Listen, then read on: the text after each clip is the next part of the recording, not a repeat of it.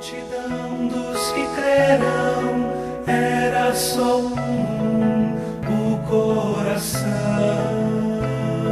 e a alma, uma somente, uma semente. Carta de Paulo ao seu filho na fé, ou ao seu amigo Tito, no capítulo 1, do verso 5 até o verso 9. No domingo passado, nós vimos o início dessa carta, do verso 1 até o verso 4, quando Paulo ele se apresenta na carta, ele diz quem ele é, ele diz que ele é servo de Deus, ele diz que é apóstolo, ele tem um ministério da parte de Deus na vida dele, e ele envia essa carta a Tito, no verso 4, a Tito, verdadeiro filho, não um filho carnal, não um filho que tinha o mesmo sangue que Paulo, mas quando Paulo fala de Tito sendo filho dele, no sentido de ser filho espiritual de Paulo, no sentido de Tito ter ouvido de Paulo as instruções a respeito da doutrina de Cristo Jesus, vinda da boca dos apóstolos. E aqui do verso 5 até o verso 9, meus irmãos, nós vamos ler com bastante tranquilidade o que é que Paulo diz a Tito que ele deveria fazer.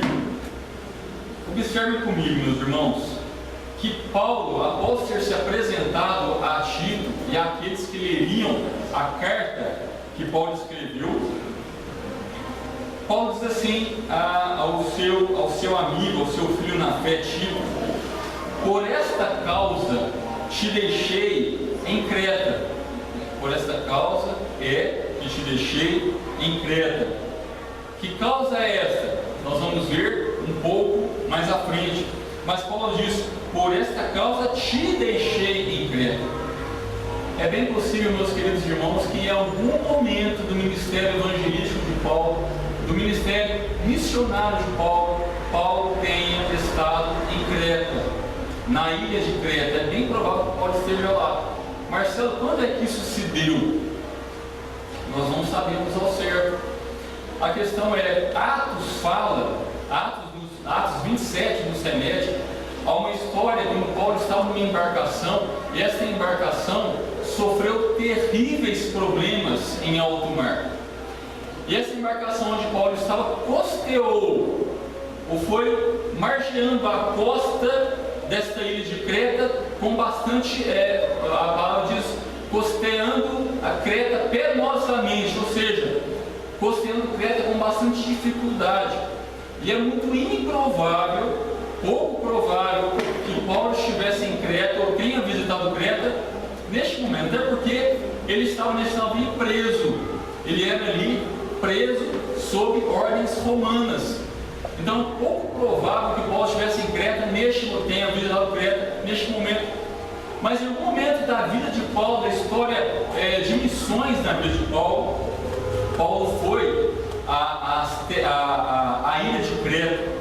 Por isso que ele diz assim: por esta causa te deixei em Creta. É como se Paulo tivesse ido a Creta, tivesse ido embora e tivesse deixado o seu amigo, o seu filho na fé, Tito, naquela localidade. Para quê? Com qual finalidade, com qual intuito Paulo deixa Tito em Creta? Paulo continua aqui: para que pusesses em ordem as coisas restantes. As coisas restantes. Paulo deixa Tito em Creta para que ele colocasse em ordem as coisas restantes. E aqui nos mostra algo bem claro, que Paulo tinha uma preeminência sobre Tito, não no sentido institucional, mas no sentido espiritual. O ministério itinerante de Paulo fez com que o apóstolo Paulo, do ministério dele, fossem criados, ou fossem geradas algumas comunidades cristãs, algumas igrejas na época. E Paulo, o papel de Paulo era era plantar igrejas, comunidades cristãs, e ele ir embora para aquele local. O ministério de Paulo era um ministério itinerante, embora ele ficasse algum tempo num local, numa localidade, mas o ministério de Paulo era um ministério itinerante. Ele era um plantador de igrejas, ele semeador do Evangelho de Cristo Jesus. Porém, Paulo, ele deixa pessoas responsáveis por aqueles trabalhos. Paulo deixa pessoas responsáveis por levarem à frente o ministério iniciado pelas mãos de Paulo. E aqui, meus queridos, quando Paulo deixa Tito em Creta para que ele colocasse ou pusesse em ordem as coisas restantes, a impressão que se tem é que Paulo inicia um trabalho, ele luta ali no início, num trabalho incipiente, num trabalho bem inicial, só que Paulo precisa ir embora, ele deixa algumas coisas por fazer, ele deixa algumas coisas para serem ainda concluídas ou continuadas, e estas são as coisas restantes que Paulo deixa para Tito resolver, para Tito implementar. E Paulo tem como eu disse agora há pouco, Paulo tem uma preeminência não institucional. Não que aquela igreja que estaria começando na ilha de Creta, ou aquelas igrejas que estariam começando na ilha de Creta, Paulo tivesse algum poder institucional ou eclesiástico sobre Tito. Não era nada disso. O que Paulo tinha sobre Tito era uma autoridade espiritual, porque Paulo era um apóstolo de Cristo Jesus. Paulo tinha um ministério dado pelo próprio Cristo, dito da própria voz de Cristo a Paulo. Porém, Tito tinha outros dons. E era necessário que Paulo, com toda a sabedoria dada por Deus a ele, toda a autoridade apostólica que Paulo tinha, era necessário que ele deixasse Tito e outros tantos em algumas localidades, para que aqueles homens com responsabilidade, com desvelo e com zelo pela palavra, que estes homens continuassem a pregar e anunciar o que ouviram de Paulo, nada mais, nada menos. E Paulo diz a Tito: olha, estou deixando você em Creta para que você coloque algumas coisas em ordem, bem como em cada cidade constituísse presbíteros, como te prescrevi. Meus irmãos, a ilha de Creta devia ter por volta de 100 cidades. Os estudiosos dizem que a ilha de Creta era composta por aproximadamente 100 e poucas cidades, né? Assim os estudos dizem. E não necessariamente todas aquelas 100 cidades tinham igrejas ou tinham comunidades cristãs. Não, nada disso. Paulo disse assim para Tito: olha, é necessário que você prossiga e que você conclua ou que você continue o trabalho que eu não consigo continuar, porque eu preciso ir embora. Então fica aqui e as coisas restantes, o que te resta fazer, faça, continue o trabalho. Mas não necessariamente, meus queridos, em toda a ilha de Creta, mas onde havia igrejas já constituídas ou pré-constituídas. Este era o trabalho de Tito. E, meus queridos, eu fico pensando a dificuldade que Tito teve para continuar o trabalho, para dar continuidade a este trabalho. É como se Paulo, um homem com uma autoridade apostólica dada por Deus a ele, um homem sério, um homem reverente às Escrituras e à Palavra de Deus, um homem que sofreu penosamente por amor ao Evangelho, ele deixa Tito. Tito era um moço na época. Tito não tinha a envergadura que Paulo tinha. Porém, Paulo confia a Tito num trabalho. Que Tito continue a anunciar o que da boca de Paulo foi passado. E eu fico imaginando Paulo indo embora, Tito permanecendo com aquela incumbência de concluir ou de continuar alguns trabalhos que Paulo não pôde fazer. E aí, meus queridos, a fé nossa não pode ser em homens, a fé tem que ser em Cristo Jesus. Nós não podemos temer quando homens vão embora. Nós não podemos temer quando mulheres vão embora. Sejam homens de Deus, sejam mulheres capacitadas em Deus. Mas nós precisamos compreender que nós precisamos continuar o trabalho. Quando um vai embora, quando alguém vai embora, é necessário que nós, que estamos aqui, continuemos o trabalho. Tantos de nós vão embora para continuarem trabalhos em outros locais. Louvado seja o Senhor por isso. Nós que ficamos, é necessário que nós permanecemos e que nós levemos o Evangelho à frente. Levemos o Evangelho à frente.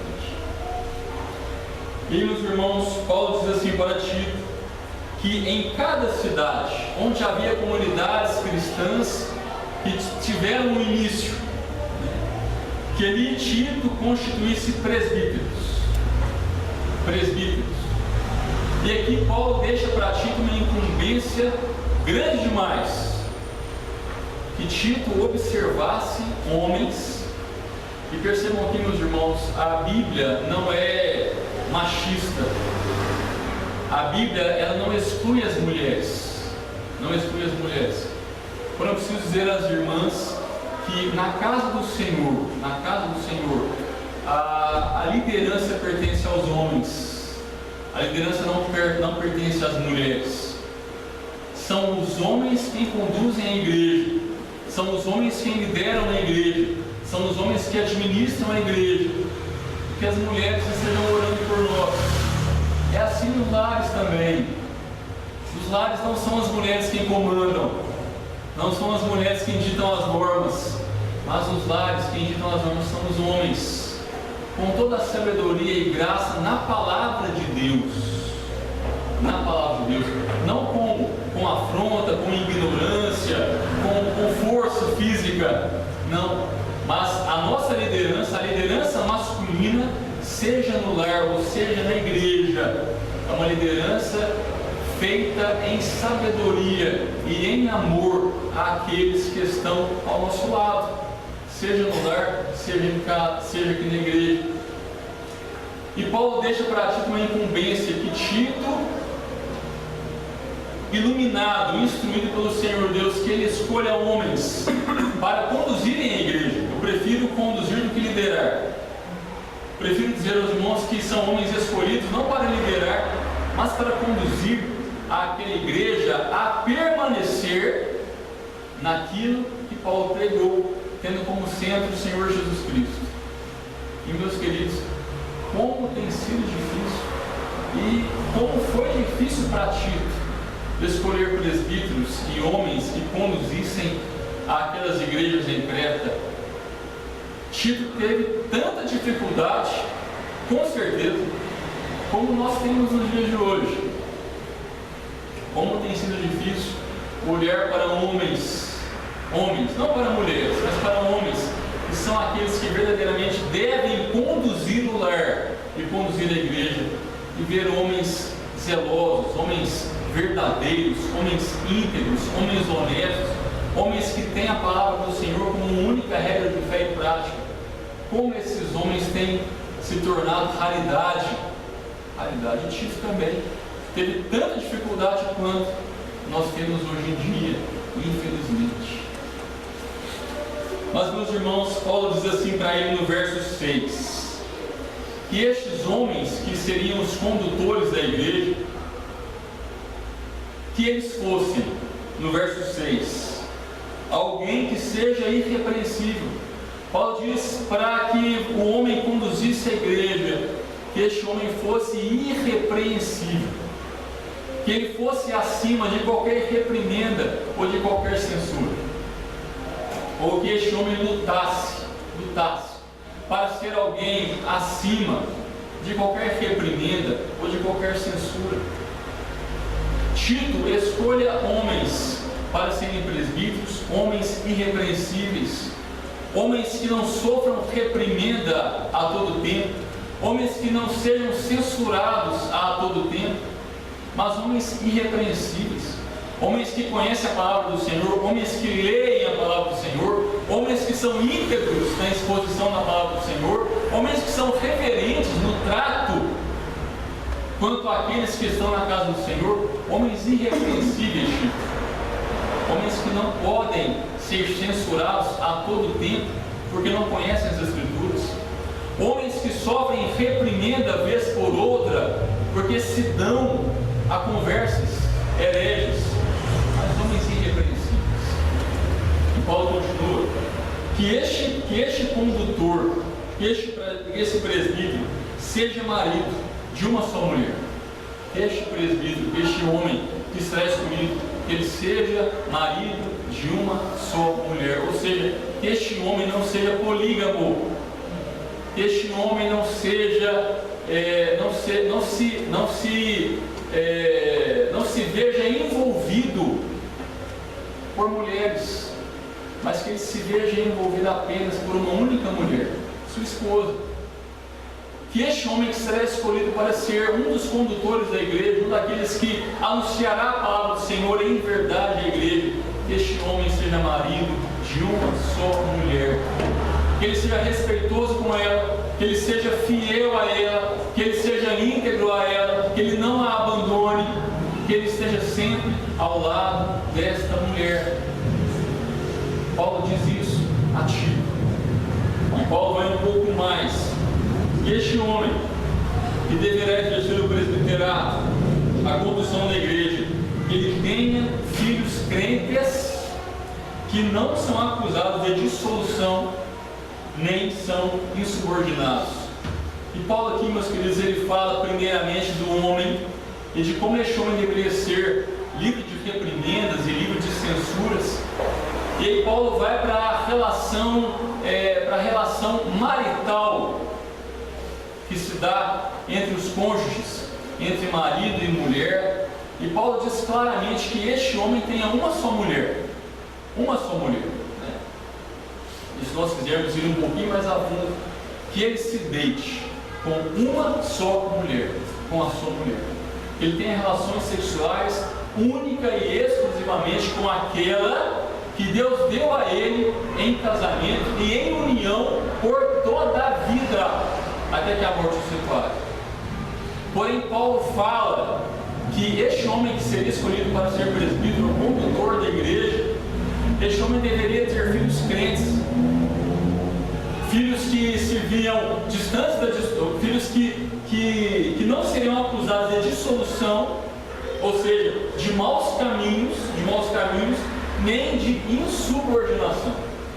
Meus irmãos, como eram igrejas incipientes, como eram igrejas iniciais, que estavam começando os trabalhos daquelas igrejas ali, era muito provável que homens descrentes se converteram à palavra, à pregação de Paulo e à pregação de Tito, e foram homens que foram convertidos a Deus através do Evangelho de Cristo Jesus.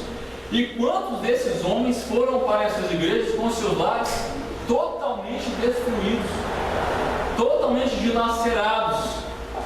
E Paulo está falando para esses homens também: vocês que vieram para cá com seus lares dilacerados, com seus lares destruídos, coloquem em ordem primeiro seus lares. Não queiram ser presbíteros, não queiram ter funções na igreja se os seus lares ainda estão dilacerados pelo pecado, pela insubordinação, pela dissolução, pelas grandes bebedeiras. Não assumam papéis de responsabilidade na igreja enquanto seus lares não estiverem de acordo com a palavra do Senhor. Meus queridos, Paulo aqui não está buscando perfeição. Paulo sabe que o homem é pecador, Paulo sabe que o homem descumpre as ordenanças de Deus, mas Paulo está falando aqui de homens que lutam pela verdade do Evangelho, homens que lutam por verem seus lares muito bem fincados e fortalecidos na palavra do Senhor. E Paulo diz assim, que estes homens tenham filhos crentes, que estes homens, que esses presbíteros preguem aos seus filhos, anunciem o Evangelho de Cristo Jesus a seus filhos, que eles primeiro coloquem suas casas em ordem, em nome de Cristo Jesus. Nossos lares são reflexos da igreja, são reflexos da igreja. E Paulo diz que esses filhos não sejam acusados, nem acusados de dissolução, nem de insubordinação. Meus queridos, os presbíteros são aqueles que deveriam ser assim. O presbiterato na casa do Senhor deveria ser uma honra para homens que se esmeram em ensinar. Se a minha casa está em frangalhos, será que eu estou ensinando a palavra do Senhor? Se a minha casa está destruída pelo pecado, será que eu estou ensinando os caminhos do Senhor na minha casa?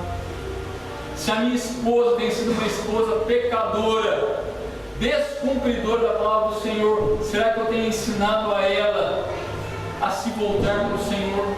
Se o meu marido tem sido um homem ranzinza, um homem chato, um homem cri-cri, um homem que me desrespeita, será que este homem deveria assumir um papel de presbiterato na igreja, de preso na igreja? Creio que não.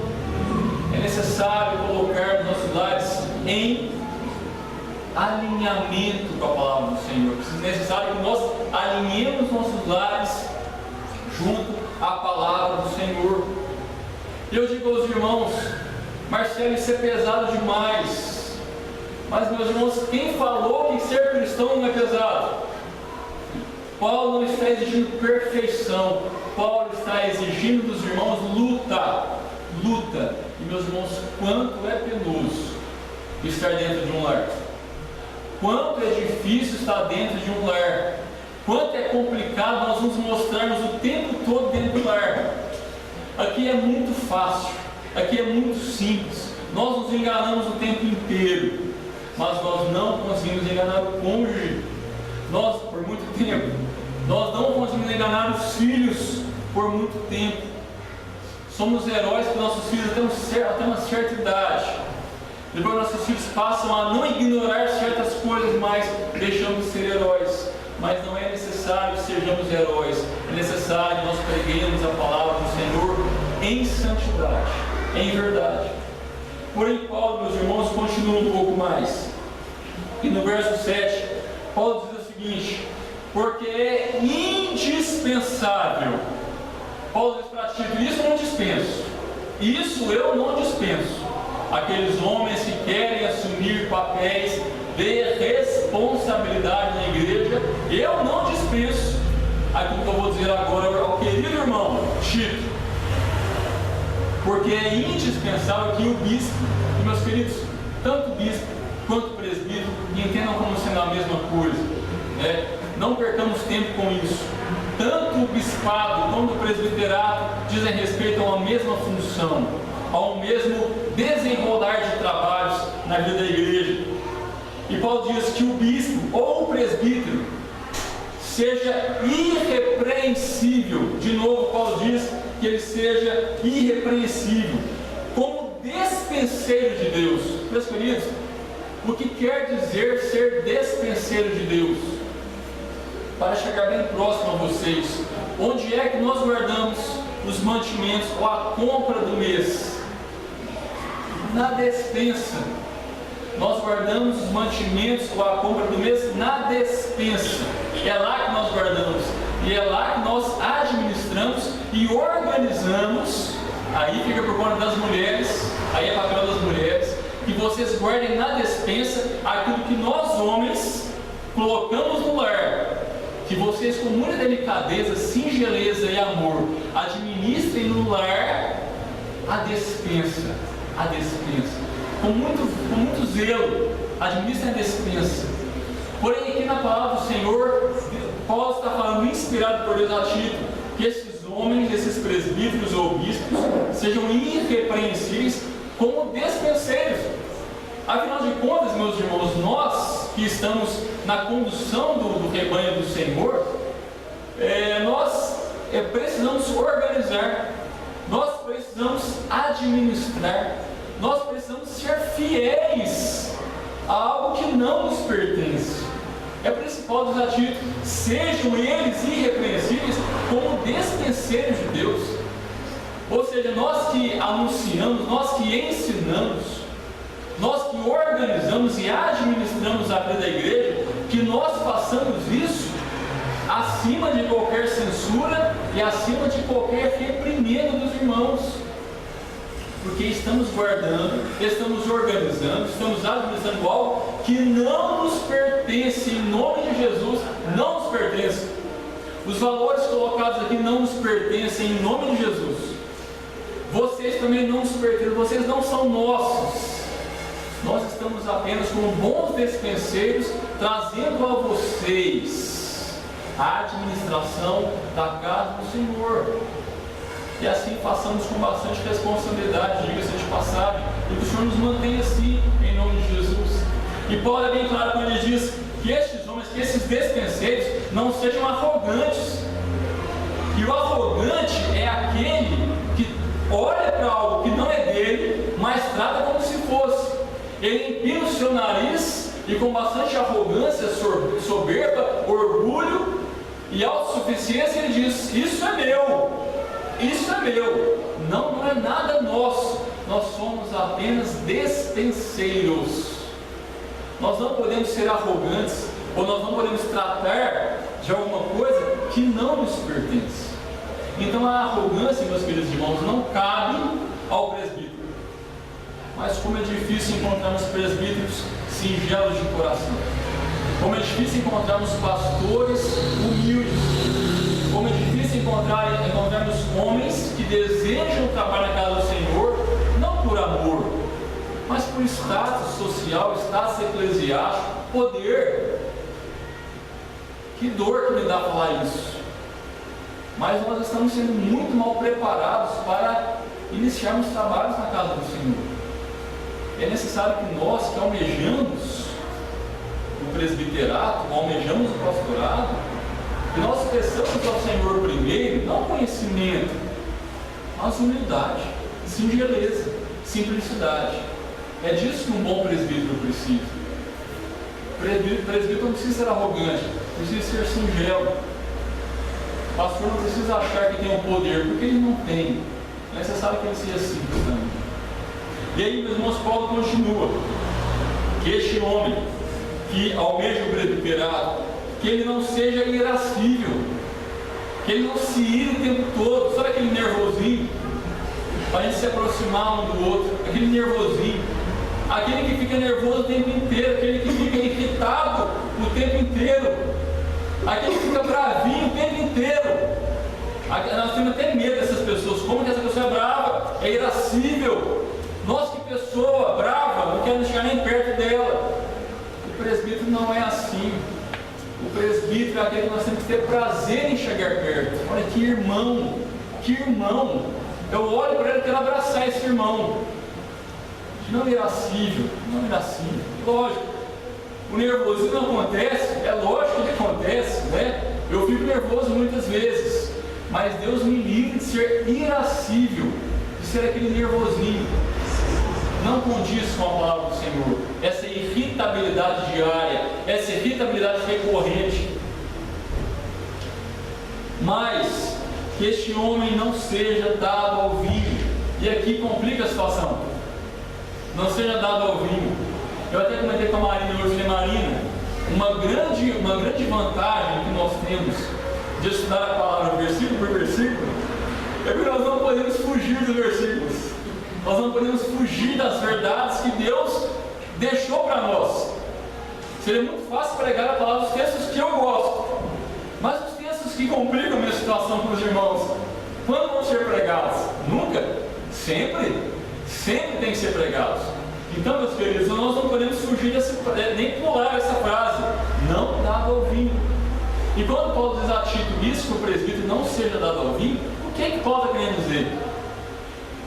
E eu preciso dizer para os irmãos algo bem esclarecedor: a Bíblia não nos proíbe de ingerir vinho. Vocês sabiam disso? Vocês sabiam disso? Que a Bíblia não nos proíbe de ingerir vinho ou qualquer outra bebida alcoólica. A palavra do Senhor não nos proíbe de fazer isso. Mas existem alguns senões que eu preciso trazer para os irmãos. Alguns senões.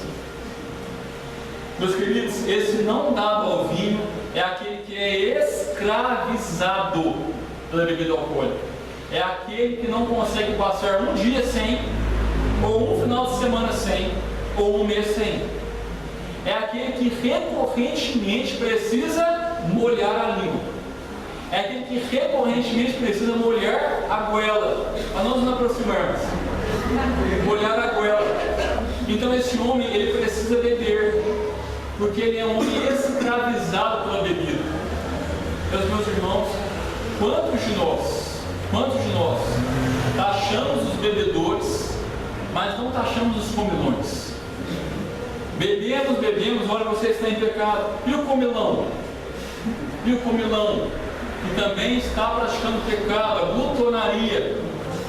O problema é que nós queremos ser certinhos demais, nós queremos ser santos demais, e nós taxamos apenas aquilo que deve.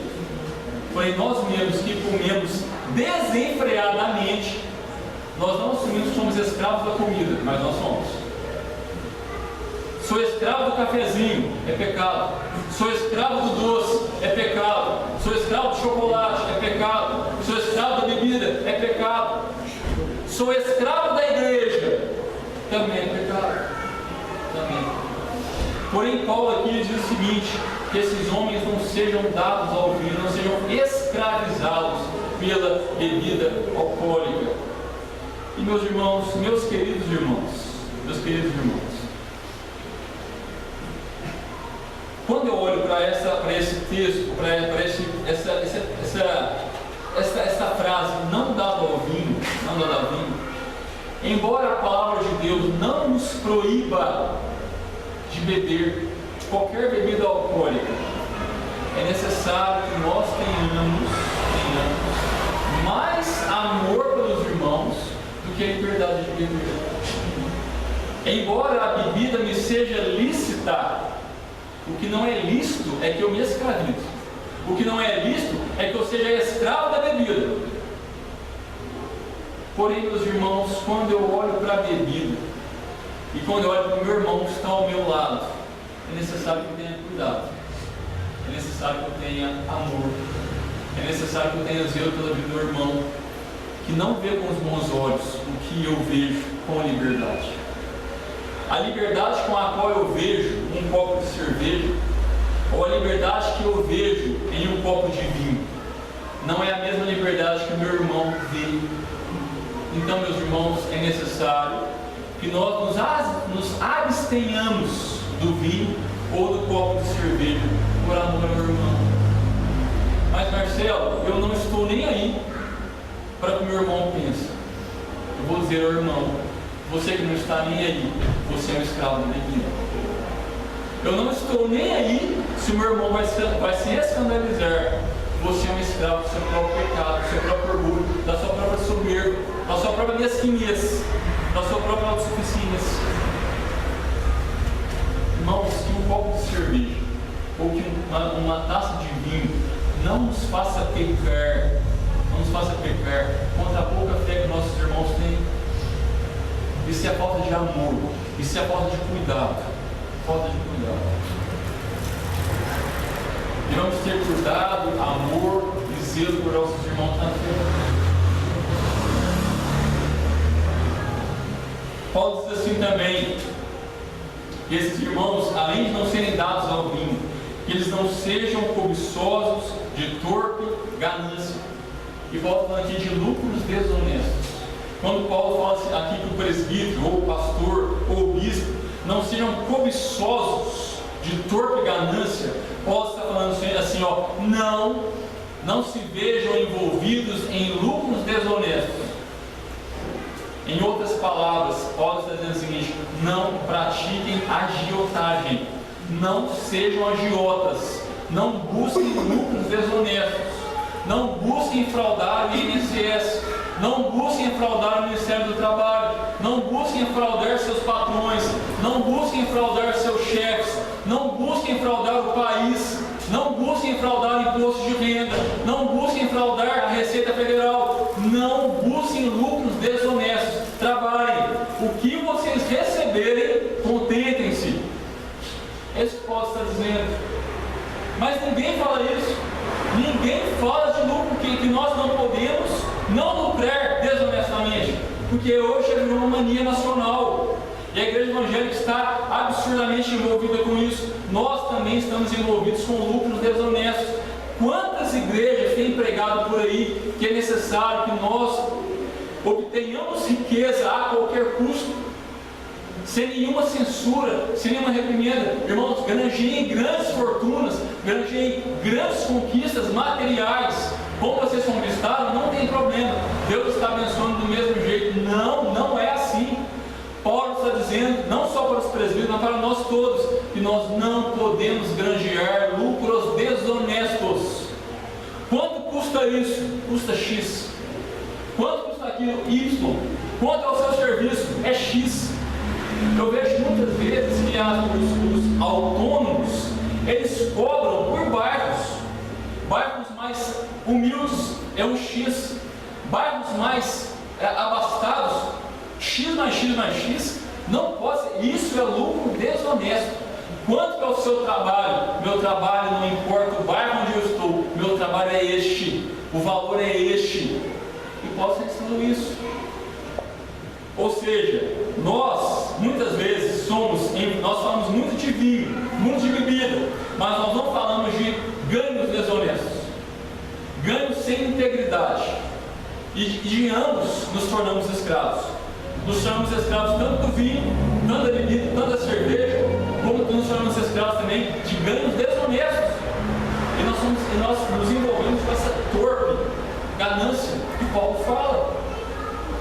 E Paulo diz assim também, meus queridos, que o presbítero, além de irascível, ele diz: não sejam vocês homens violentos, sejam homens singelos. Eu gosto dessa palavra.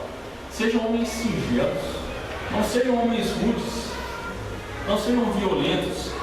Então, meus irmãos, como eu sou um homem que gosto muito de trabalhar com a questão de casamento, preciso dizer algo para os casados, para aqueles que querem se casar. Meus irmãos, não sejamos homens violentos dentro do lar. Tratemos nossa esposa com carinho, com amor, com simplicidade, com beijo, com abraço, com singeleza, assim como Cristo trata a igreja. Assim como Cristo trata a igreja. Não tratemos nossas esposas com rudeza.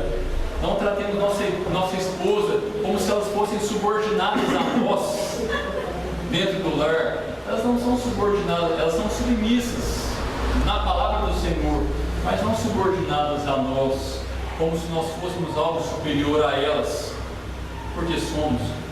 Não é assim. Não sejamos violentos dentro do lar, mas sejamos homens amáveis com nossas esposas e com nossos filhos, em nome de Cristo Jesus. E no verso 8, meus irmãos, nós já estamos terminando. Paulo diz assim: antes, irmãos, sejam hospitaleiros, né? É outro tema difícil, outro tema complicado. Nós hoje em dia não somos mais hospitaleiros. Nós não queremos mais receber um e outro em nossos lares. Nós temos dificuldade em aceitar que um ou outro adentre em nossos lares. Mas é necessário que nós sejamos homens e mulheres hospitaleiros e hospitaleiras. Nós tenhamos esse prazer em receber um ao outro, em amor, em fé, em singeleza, em amabilidade, né? Olha, eu vou na sua casa amanhã, será bem recebido. Eu estarei na sua casa depois de amanhã, mas está com grande prazer, com grande satisfação. Mas nós não fazemos isso, nós não somos hospitaleiros, mas é necessário que nós o sejamos, é necessário que nós lutemos por esta hospitalidade, né? Nós nos recebamos com amor, com alegria, em grande honra, em grande satisfação. Por que não? Paulo está nos ensinando isso. E Paulo diz para o presbítero, né, para o bispo, para o pastor, que você seja, antes de tudo, hospitaleiro, que você seja amigo do bem, que você pratique boas obras, mas boas obras não por si mesmas, mas porque você foi contagiado pelo amor de Cristo Jesus, e você se tornou um amigo do bem, você se tornou uma pessoa que quer fazer boas obras às pessoas, não pelas boas obras por si sós, mas porque você é de Cristo, e quem é de Cristo procura fazer boas coisas aos outros. E Paulo diz assim: seja sóbrio, ou seja, seja um homem que compreenda bem as coisas, seja um homem que ouça, é aquele que tem sobriedade, é aquele que ouve, é aquele que sabe ouvir. Sóbrio, porque alguém sobre aquele que ouve e sabe responder, porque ouviu. E quantas vezes nós erramos porque nós não sabemos ouvir, nós não somos sóbrios, nós não temos sobriedade. E Paulo diz que vocês sejam justos, que vocês que caminhem, e a justiça aqui é o caminho do Senhor, que vocês sejam piedosos, que vocês adorem ao Senhor em espírito e em verdade, e que vocês tenham domínio de si. E quando Paulo fala que vocês tenham domínio de si, Paulo está se remetendo a Gálatas, no capítulo 5, quando Paulo fala do fruto do Espírito, quando o fruto um deles seria o domínio próprio. Esse domínio de si é aquele que tem domínio próprio, é aquele que busca ao Senhor e diz: Senhor, eu preciso desse domínio, eu preciso desse controle, mas não o controle que eu exerço sobre mim mesmo, mas o controle que o Senhor exerce sobre mim. Afinal de contas, eu sou o seu servo. Quem me domina é o Senhor. O domínio próprio é um domínio exercido pelo Senhor da história sobre a nossa vida. Ou seja, nós não nos dominamos, mas nós somos dominados. Então, o irascível, que tenha domínio sobre si. O nervosinho, que tenha domínio sobre si. O que tem se embebedado, que tenha domínio sobre si. O que tem comido mais do que necessário, que tenha domínio sobre si. Aquele que tem sido acometido por torpe ganância, aquele que tem fraudado tudo e todos, que tenha domínio sobre si, busque esse domínio através da ação do Espírito Santo de Deus na vida do crente. É necessário que tenhamos isso. E Paulo diz algo no verso 9, maravilhoso, como todo o texto bíblico. Paulo aqui no verso 9 ele diz ao presbítero, aquele que almeja, que anela pelo presbiterato, que ele seja apegado à palavra fiel. Afinal de contas, ele é despenseiro da palavra fiel. Ele é despenseiro da palavra, ele guarda no seu coração esta palavra fiel, e é necessário que ele seja apegado a esta palavra, que ele não trate esta palavra como qualquer coisa, mas que ele trate essa palavra com apego. Quando ele for conversar com alguém, quando ele for aconselhar alguém, quando ele for anunciar a palavra a alguém, que ele faça isso com apego às Escrituras. Marcelo, necessito desesperadamente de um conselho. Essa pessoa não precisa de um psicólogo neste momento. Essa pessoa não precisa de um psiquiatra neste momento. Ela não precisa de alguém que vai falar nada para ela aquém das Escrituras. Mas no momento de desespero, como cantamos há pouco, no momento de desespero, de angústia, de aflição, de tribulação, é necessário que nós encontremos homens que sejam apegados à palavra fiel. E a palavra fiel, meus irmãos, é a sã doutrina. A palavra fiel é aquilo que Cristo deixou a seus apóstolos para que eles anunciassem. Ou seja, homens, sejamos apegados à palavra fiel, sejamos apegados à sã doutrina, a palavra de Cristo Jesus. O Paulo diz, apegado a esta palavra, que é segundo a doutrina apostólica, que advém das palavras de Cristo Jesus, de modo que tenha poder, de modo que possa tanto exortar, advertir, pelo reto ensino, como para convencer os que o contradizem. Eu anotei 3 palavrinhas aqui. Paulo, nesse verso 9, está falando de firmeza, está falando de segurança e está falando de convicção. Quando Paulo diz assim, homens que anelam o presbiterato, sejam apegados à palavra fiel. Este apego é uma firmeza, uma convicção, uma segurança que esta palavra é fiel, e não muda, e não volta vazia, e é real, e transforma aqueles que são impactados pela obra salvífica de Cristo Jesus. E Paulo diz, se apeguem a essa palavra, fiquem tão apegados a ela, andem tão juntos dela, homens, que vocês sejam capazes, que vocês tenham poder, que vocês sejam capacitados pelo estudo dessa palavra, pelo conhecimento dessa palavra, para que vocês possam exortar pelo reto ensino. E, meus irmãos, isso está fora de moda. Exortar pelo reto ensino está fora de moda. presbíteros não fazem isso mais, pastores não fazem isso mais, nós não fazemos isso mais.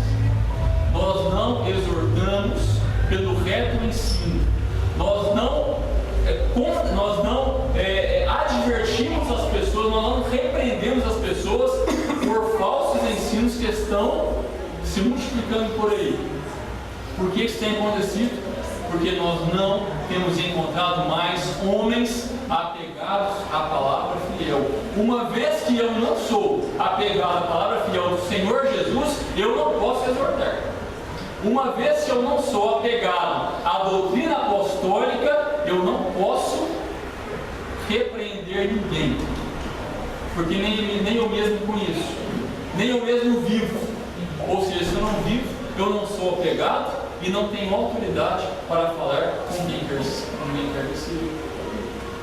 É necessário, meus queridos irmãos, homens, que nós sejamos apegados à Bíblia, à Santa Escritura, para que nós exortemos os nossos irmãos a andarem pelo reto caminho, pelo caminho de Cristo Jesus.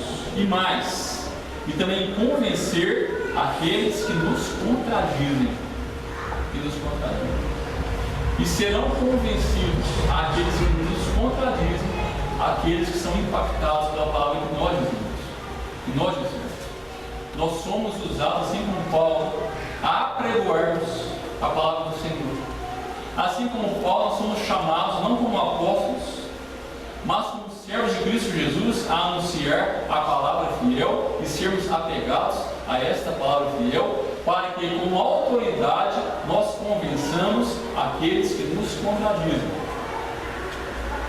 E para convencer aqueles que nos contradizem é necessário conhecimento, é necessário zelo por esta palavra, é necessário responsabilidade por aquilo que tem saído da nossa boca.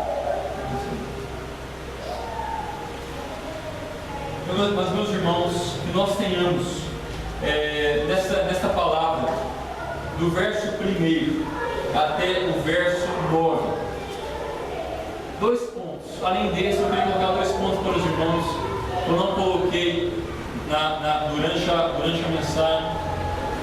Mas percebam que Paulo, ele trata Tito em amor, ele encaminha Tito para esta missão em amor, e ele aconselha ou exorta Tito em amor.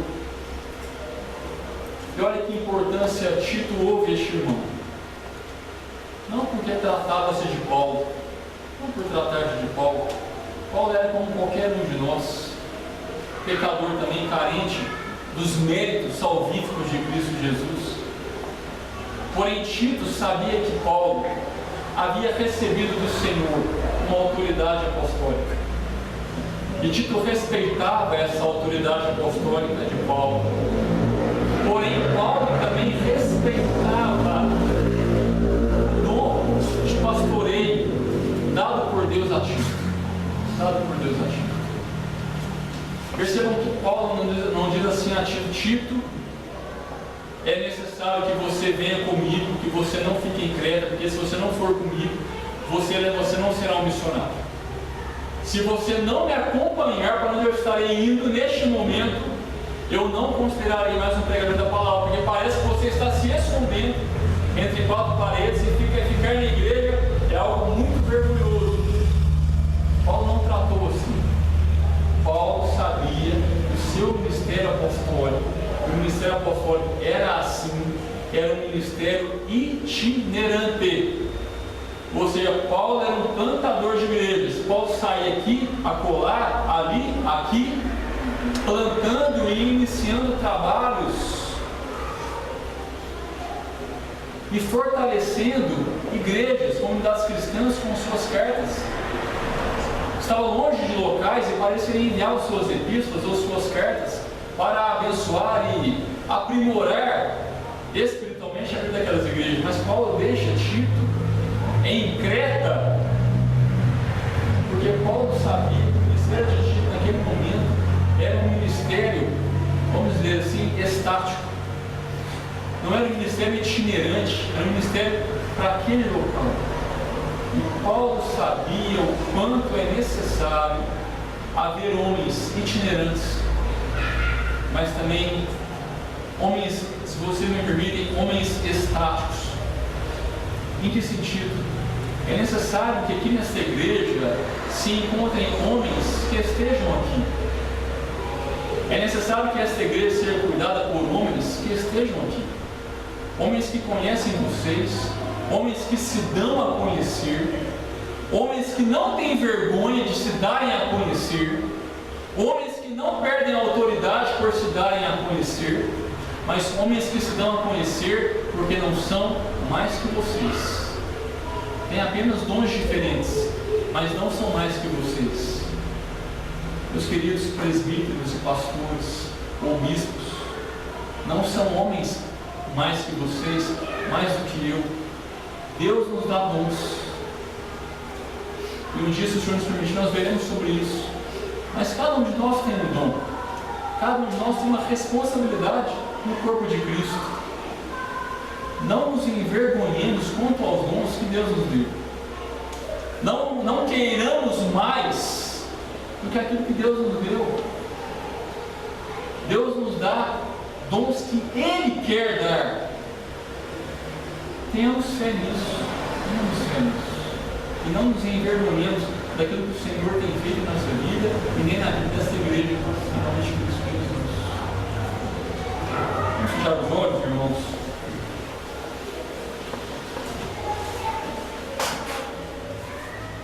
Deus bendito e santo, Deus amado,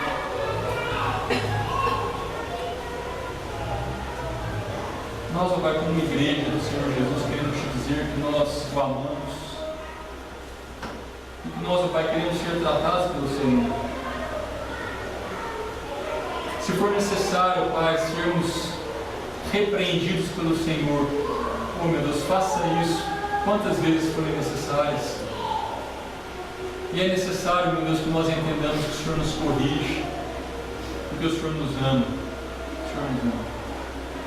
Eu peço que o Senhor corrija esta igreja, que o Senhor corrija a cada um de nós, e que o Senhor nos mostre, Pai, a tua vontade, o teu propósito, o teu querer e a tua graça sobre cada um de nós. Que nós, Pai, compreendamos e entendamos e sigamos, meu Deus, a nossa vida, praticando, meu Deus, a tua santa, rica, maravilhosa e fiel palavra. É no nome de Cristo Jesus que oramos. Amém, Senhor.